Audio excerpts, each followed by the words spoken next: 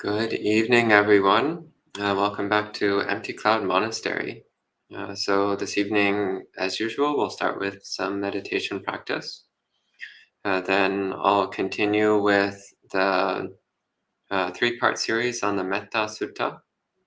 So, you can go ahead and get in a meditation position. So, it's recommended to sit cross-legged with your back straight.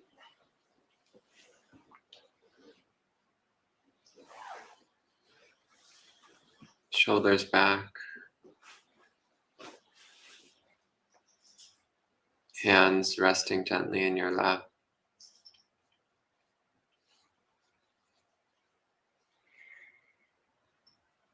Bring a slight smile to your lips. Take a few long, slow, deep breaths. Just letting your body and mind relax with each breath.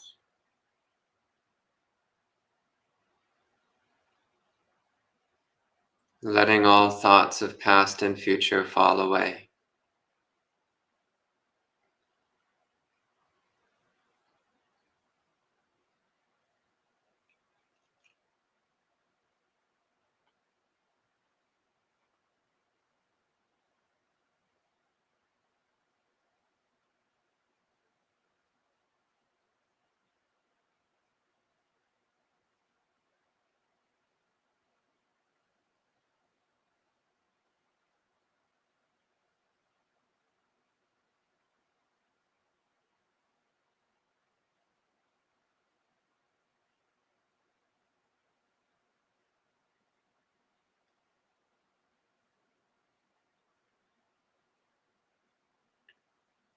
So bringing attention to the present moment, to the immediate experience of your own body.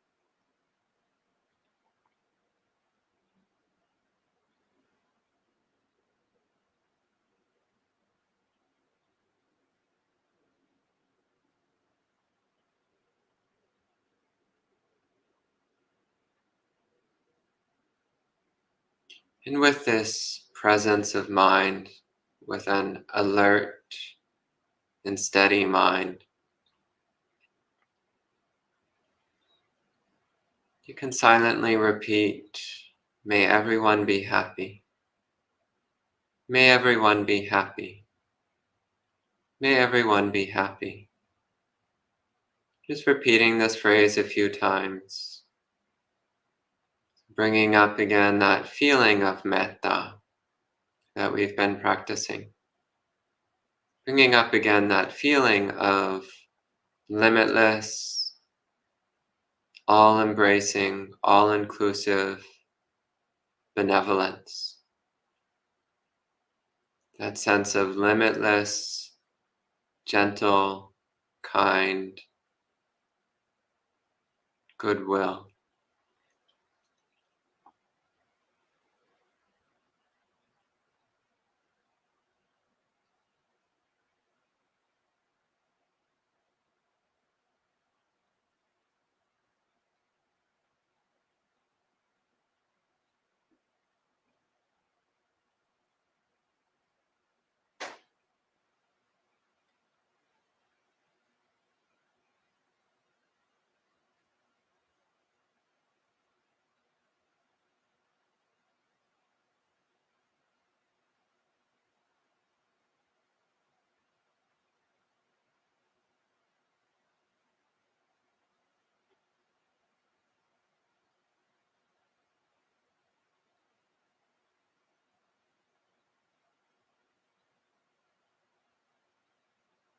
So letting the mind relax into the soothing warmth of loving kindness,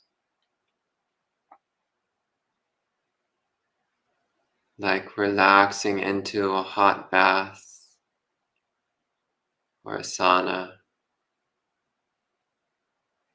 The same way, let your mind relax into the soothing, gentle warmth of loving kindness.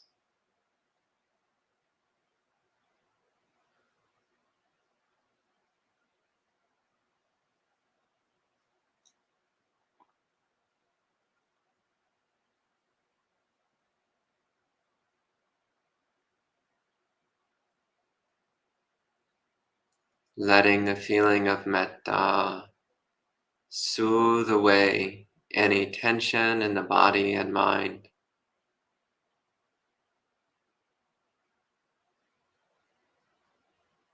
Letting it soften any roughness or discomfort.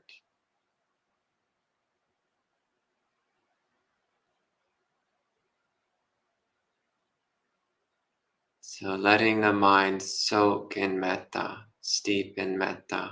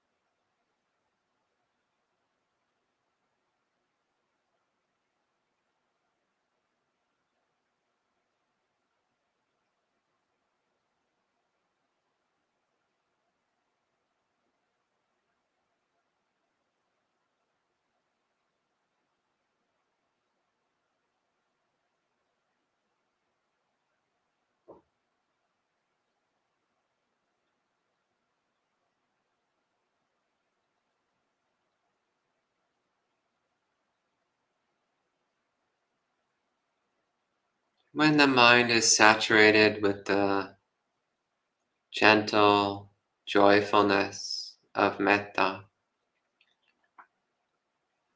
bring attention to your body. So paying close, careful attention to the sensation of your body.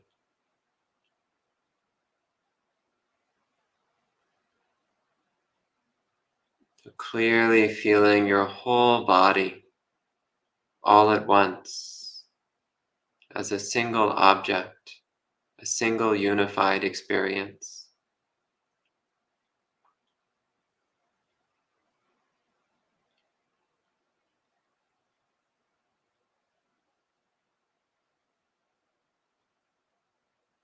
And center the mind at your hands where they rest in your lap. So still clearly feeling the whole body, but with the mind centered at your hands.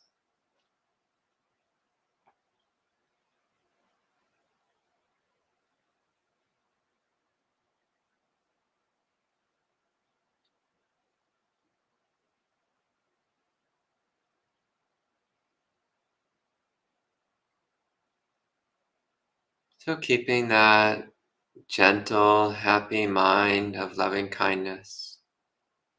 Focus on holding the mind steady and still in clear awareness of your own body.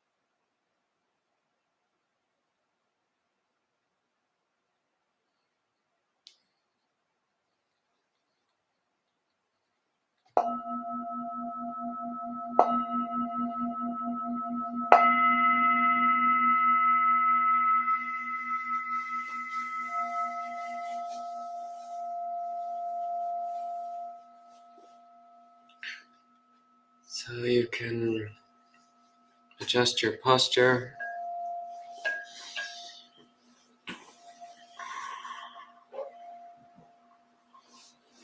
Stretch a little bit. Massage any part of your body that's feeling sore or tense.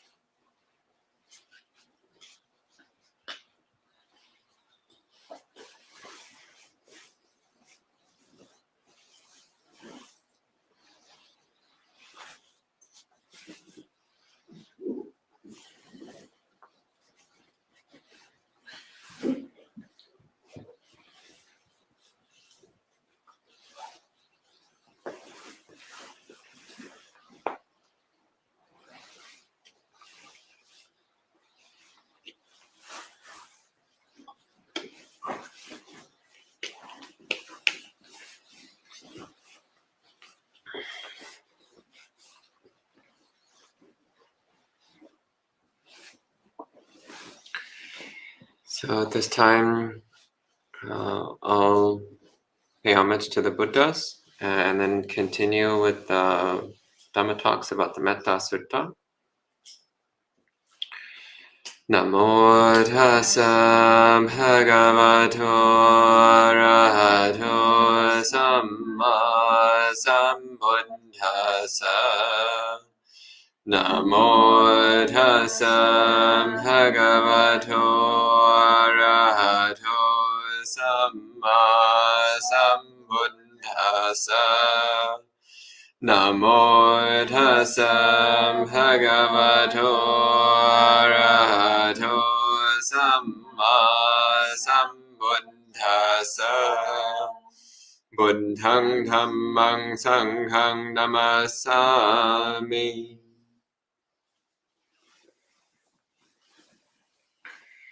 So in the previous session, we had left off at the word Sallahukavuti. So we've been going slowly through the Karaniya Metta Sutta, word by word. So we're in the section where the Buddha is talking about the activities and attitudes, the behaviors of body, speech, and mind to cultivate that help to support one's metta practice. So here he's not talking so much yet about metta meditation itself, but rather he's talking about the behaviors and attitudes which make it easier to practice metta, and which also help us to bring a mind of metta into our daily life. So we left off with the word Sallahukavuti, so having a minimalist lifestyle, living lightly, so not living in an ostentatious or over-the-top way. The next word that the Buddha uses here is santindriyo, which is a compound of santa, which we already said means peaceful, and indriya. And the word indriya, literally it means ability or faculty, capability, capacity. And usually it's referring particularly to one's sensory abilities. So seeing, hearing, smelling, tasting, touching, thinking, the six sense faculties, six sensory abilities. And the word indriya is also sometimes used to mean your facial expression. So this is another use of this word, is talking about your facial expression.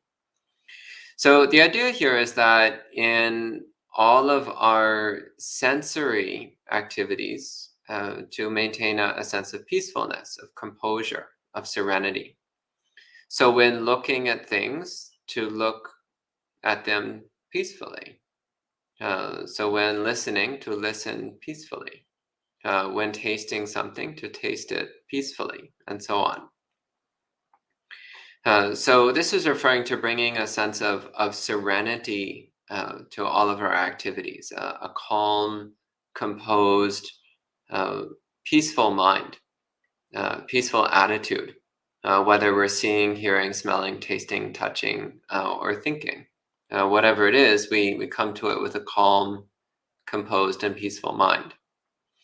And also, again, the meaning of having a peaceful facial expression. So this is one piece of advice for practicing metta, which I actually first learned at a Tibetan Buddhist monastery several years ago when I went for a retreat. I actually don't remember what the topic of the retreat was. But what I do remember was at one point, the monk who was giving the instructions, so again, a Tibetan monk, he said to have, how was it? Soft smile and gentle eyes. Maybe a soft eyes and gentle smile. Anyway, it doesn't matter because the meaning is basically the same. And so I tried it. I tried having like soft, gentle, relaxed eyes. It's like soft, gentle, relaxed facial expression and a little smile. And I found that made metta meditation much easier. So there is this connection between what we do with our body and what we do with our mind. So having a soft, gentle eyes, a soft, gentle smile, then makes it much easier to have a soft and gentle mind. So this is another meaning of the word santindriya. So to have a peaceful face, a soft, gentle, relaxed, and peaceful face. The next word here that the Buddha uses is nipaka. So nipaka has the meaning of prudent or clever. And here, particularly the meaning of prudent is meant. So to be prudent means you avoid doing anything foolish. It means to be careful, to be cautious. So not to rush into doing things recklessly. So nipaka is the opposite of recklessness. I feel like the word should be rectfulness, but I don't think there is such a word in English.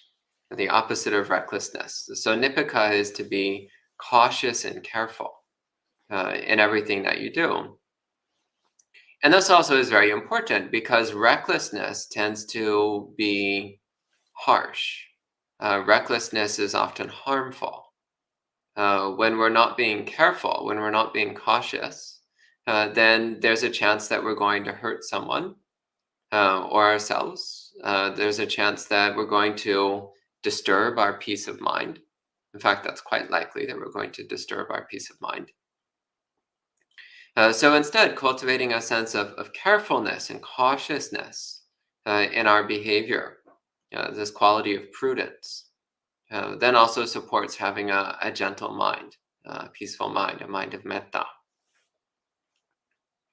And the next word that the Buddha uses in describing the qualities that support metta practice, the next word is appagabba. So this is the opposite of pagabba. So pagabba means impudent or intrusive, like demanding, imposing, like the kind of person who just walks into your house and opens the fridge and gets something to eat without even asking you. And they didn't even ring the doorbell. They just walked into your house without asking. And now they're sitting on your couch, eating your food, watching your TV. And you're like, who is this person? Like, who is this person that's just imposed themselves on my life? So we're trying to have the opposite attitude of being unimposing, of being unobtrusive, undemanding.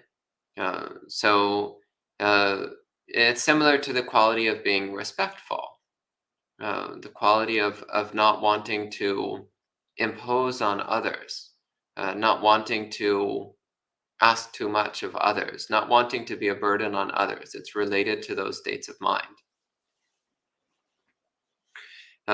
And next, and similar to this, the next term the Buddha uses is kulesu ananugiddu. Ananugiddo. So kulesu means among families or among people in general. And anugiddo. So anugiddo means to be filled with greed. Means to be filled with desires and wants and obsessions. So the Buddha here is saying, like, not to be greedy, not to be demanding when you're around other people. And particularly he uses the term kulesu, so among families, because he was giving this discourse at the time he was giving it to monks. So one of the practices as a monk is that when we're around lay people, we want to be undemanding. We want to have a mind of contentment, of not asking too much, not being too imposing. So you'll notice a number of these terms have quite similar meanings to each other. And this is something which is actually quite common in how the Buddha would teach. The Buddha would often use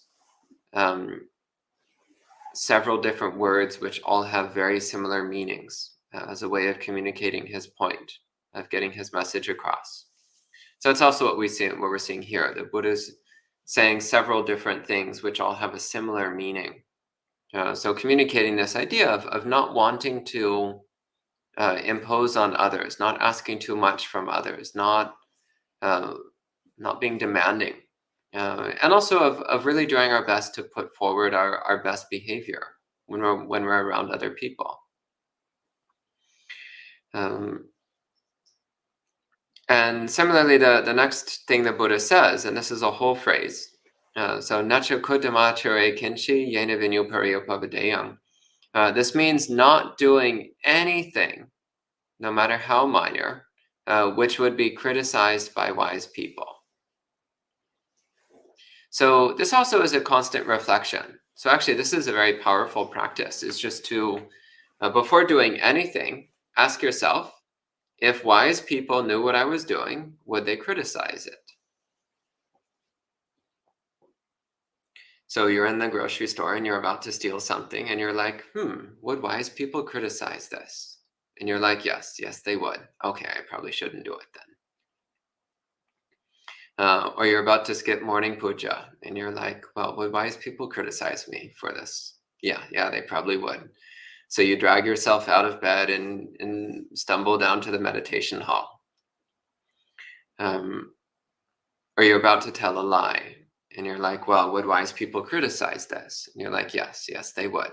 So then you decide not to tell that lie after all. So this is one way of helping to just keep a general check on our behavior.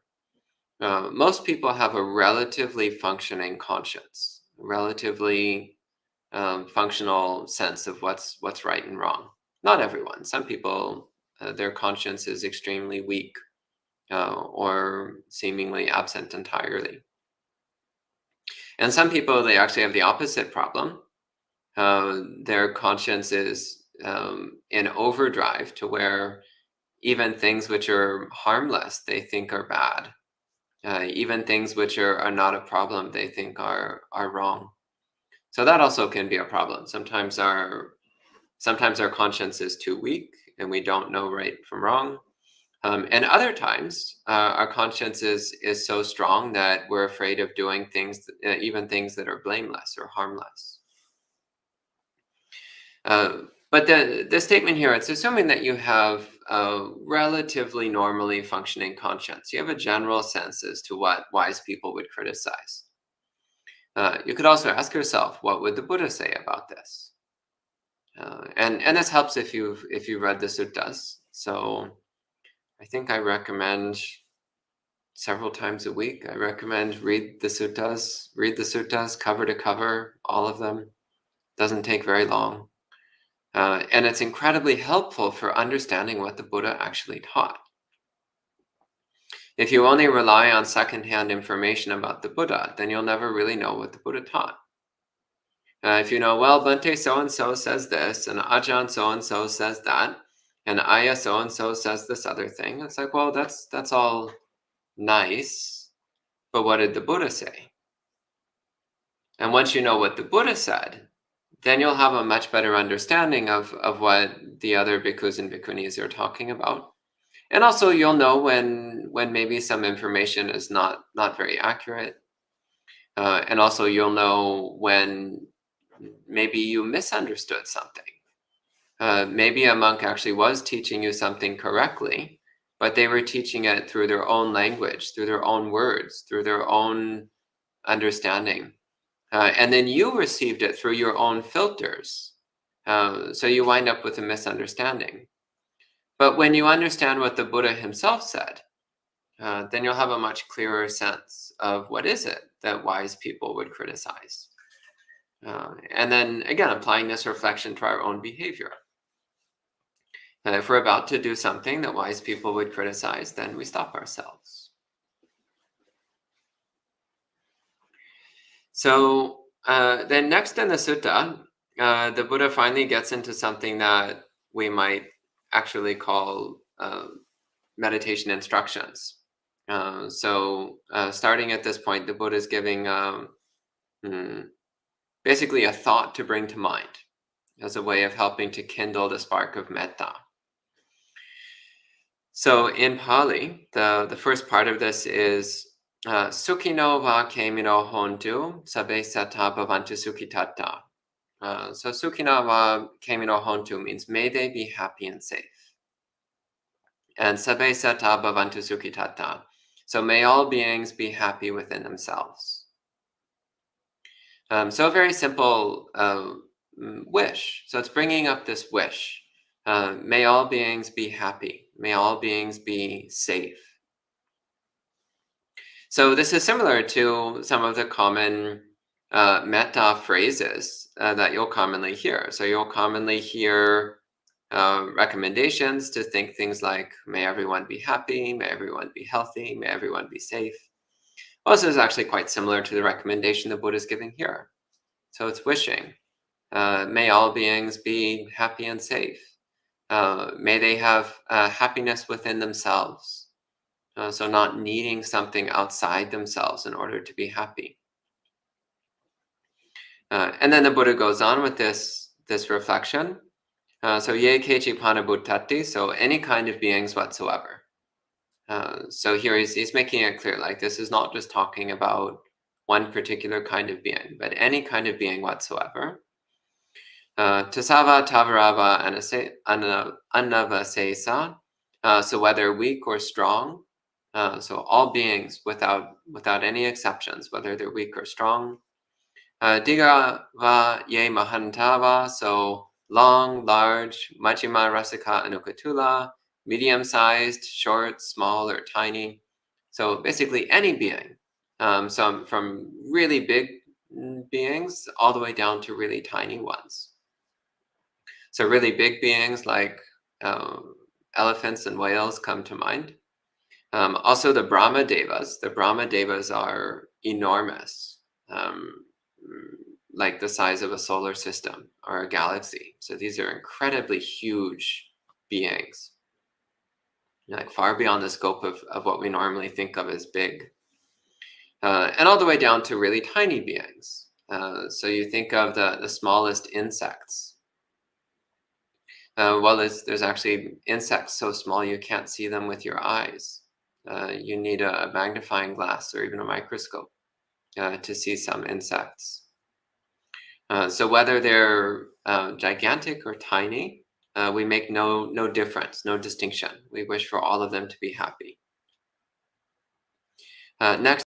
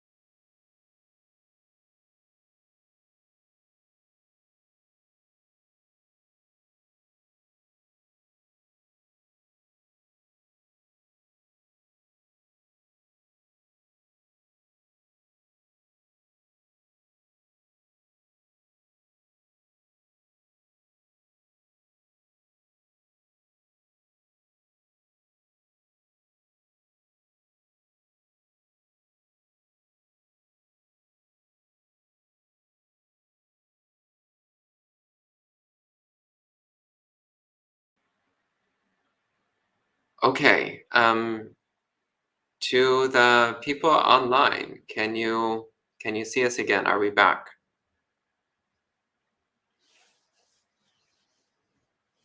Well, we'll see if anyone registers.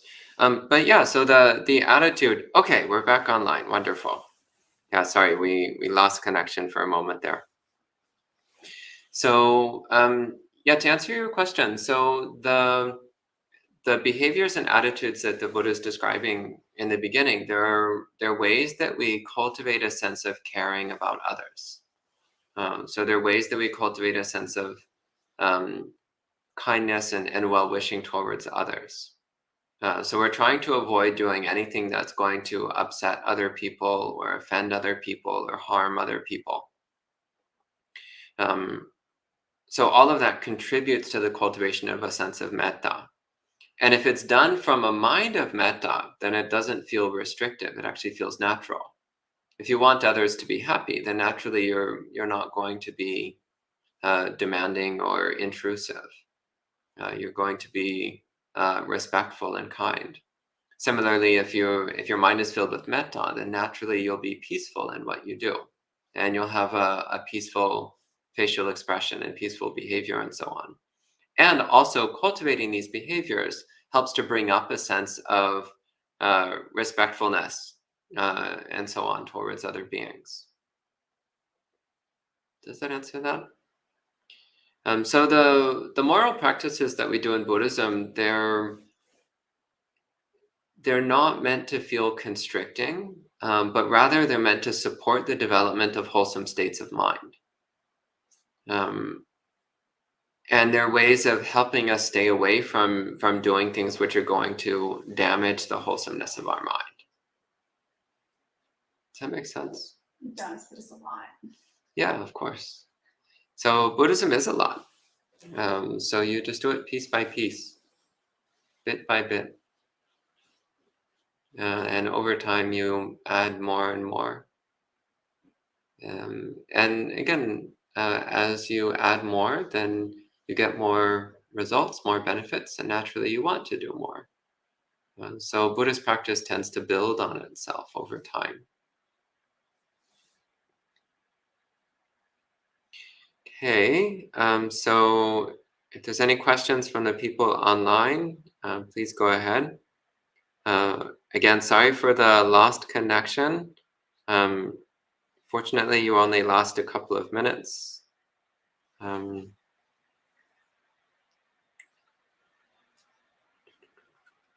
So I'm not seeing any questions. So hello to everyone who's joining in. So hello to Jayanta, Kumu, Bhante Gyanaratna. Good to see you, Bhante. Sud, Mary, Gita, Penelope, Patricia, Josh, Shui, Laura, Amaranta, Kayla, Holly, Wilval, Elaine, Amir. Welcome, everyone. Kowser friend, David.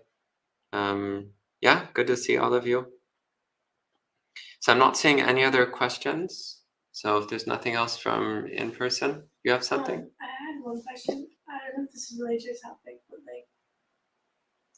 I wanted to know how do you differentiate the readings from the straight from the Buddha and readings from the other authors, and how do you know if it's just translated or not?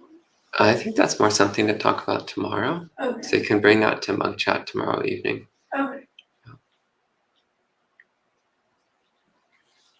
Okay, so we have one question from online. Gita says, should one recite the sutta in our daily practice, both in Pali and English? If you want to, it's actually a great thing to do. It's one of the suttas. We used to recite it regularly here, though we haven't done it in a little while now. And it's commonly part of the rotating liturgy in many monasteries. So in many monasteries, this will be recited about once a week or so. And of course, in some monasteries, it's every day. And especially if you feel a strong connection with this sutta, it's good to recite it every day. Yeah, it's one of the classics in the Theravada Buddhist liturgy, so it's There's a reason for that. It's got a lot of really good content in it, so it's good reminders. And Sud asks, if one perfects one's metta practice, the least type of rebirth one can get is Brahma world. Is this true? Or is it just said to motivate someone and really one needs more like jhana, etc.? So it actually is stated in the Metta Sutta. That's one place I can think of off the top of my head. There's some others in the other places as well in the suttas. But that's one place where it actually is directly said that if one immerses one's mind fully in metta, but one does not develop liberating insight, so one doesn't become a stream enterer, then one will be reborn in the Brahma world. So that actually is specifically stated. As for whether one needs jhana,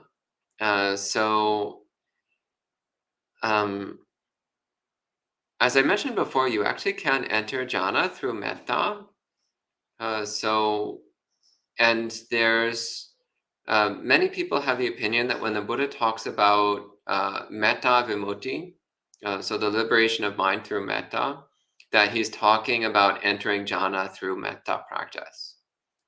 So I'm not 100% convinced of that, but there's reason to believe that that's true because of how the Buddha talks about metta vimutti or metta ceto vimutti in a few suttas. It does seem likely that he's talking about jhana, so jhana that's accessed through metta practice. So this definitely could apply to first and second jhana and possibly to higher states of jhana as well. Yeah, it's good to keep in mind that in Buddhism, we're not actually trying to be reborn in the Brahma world. We're trying to attain full awakening.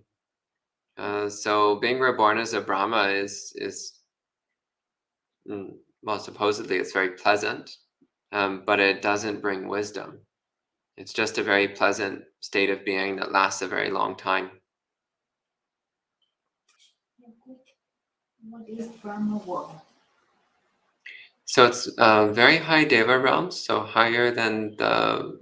so we normally talk about three layers of worlds. So the Kama Loka is the lowest layer, which includes the hell realms, the animals, the humans, and the lower devas. Mm-hmm. So like the Chatumardhachaka devas, the Tavatingsa devas, and so on. Oh, okay. All the way up to Paranim Mitavasavati devas. So those are the highest of the Kama Lokas, Paranim Mitavasavati. Okay. And actually Mara is one of those. And Brahma is the highest? And then above that is the Brahma world. So the Brahma worlds are the lowest of the second category, which is called the Rupa Loka. So the Kama Loka is the sensual worlds, the lowest of the three categories. Then the middle one is the Rupa Loka. So the world of refined form, of subtle form. So that's where the Brahma realms are. And then if you're gonna go there, you're not gonna have the human body, then you cannot practice to go to the Nirvana. Why do you want to go that way? Exactly. You don't want to go that way. So it's possible to attain awakening as a human. Right. It's also possible as a deva, though it's a bit harder because they tend to be distracted by pleasure. Mm-hmm. As a Brahma, it's very, very difficult for them to practice anything. Right. They're mostly just blissed out in their own mind all the time. So it's actually not good to try to become a Brahma. It usually just turns into a big waste of time. So practice metta doesn't bring you to that stage? If you practice only metta and nothing else, then you can wind up as a Brahma Deva. So that's why we also practice the perception of impermanence. We practice the contemplation of the Four Noble Truths. We practice the contemplation of not self, of anatta. Because if you do those practices as well, then you can attain awakening. Otherwise, if you do only metta, then you'll just keep moving through samsara. Again, you might be reborn as a deva or a Brahma, but you'll still be in samsara. Okay?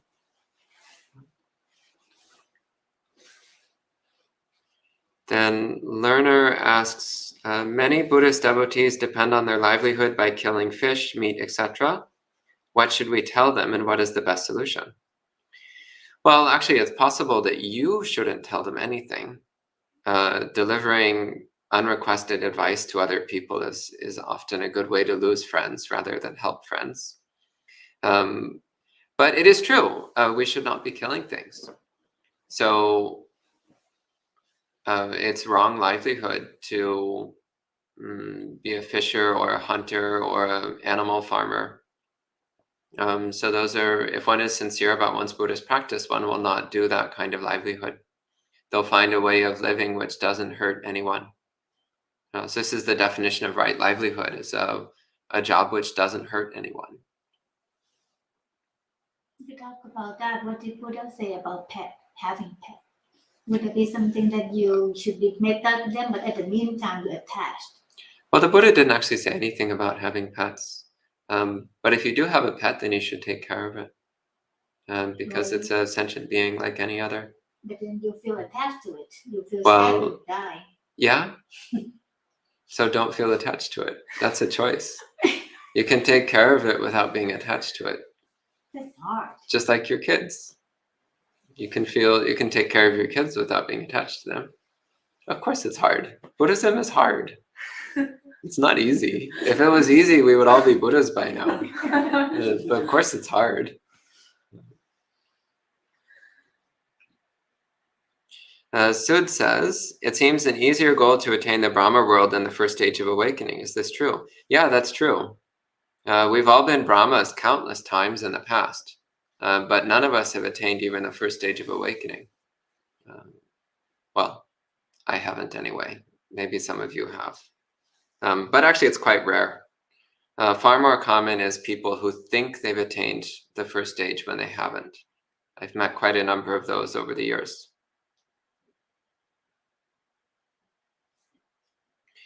Kayla asks, I'm trying to practice metta towards insects and bugs, but I struggle when it comes to bed bugs.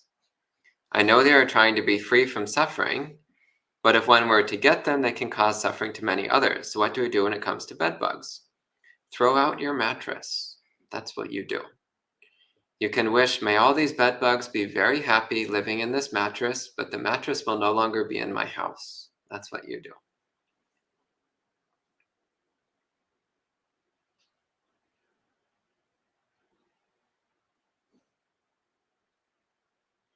David asks, I've learned some Tibetan metta practices that are oriented around visualizing and feeling metta in the center of the chest, then expanding it out in concentric circles, rather than reciting phrases directing them at particular beings. I find it easier to generate the feeling and spread it rather than using phrases. Do you have any thoughts on this? Yes, I think if it works, then keep doing it. So I've known other people who use that way of practicing and get really good results with it. For me, it's okay. It's not the best for me. But for many people, that's a great way of practicing metta. So if it works for you, keep doing it.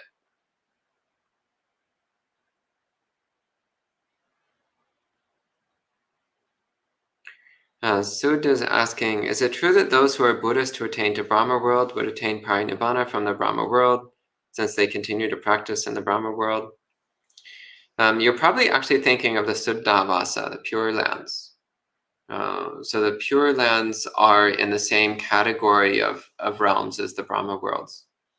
And those are Buddhists who have attained to the third stage of awakening and continue to practice as these very high devas. So they're on the same plane as the Brahma devas, but we don't normally call them that. We treat them separately because they're kind of in their own category, but they're on the same plane as the Brahma gods. So those are beings who are bound for full awakening because they've already cultivated sufficient Buddhist practice that they can finish their practice in that high heaven realm.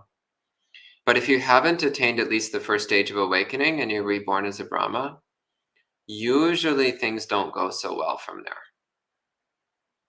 So don't try to become a Brahma. It's really not the right place to go. So that's the last of the questions from online. Yes, go ahead. I had a question about like enlightenment. So is it possible to feel enlightenment as a human? Yeah, that's what we're trying to do. Buddha did. Yeah. Because I thought Yeah, it was also like all the after- arhants, yeah, once you attain full awakening, then you touch Nibbana, you know Nibbana. Yeah. So I thought it was like after you die, you just like don't. So this is getting a little off topic. We should talk about this tomorrow. Okay. Okay. Is that it? All right, so we'll go ahead and end with 3 sadhus. Sadhu, sadhu.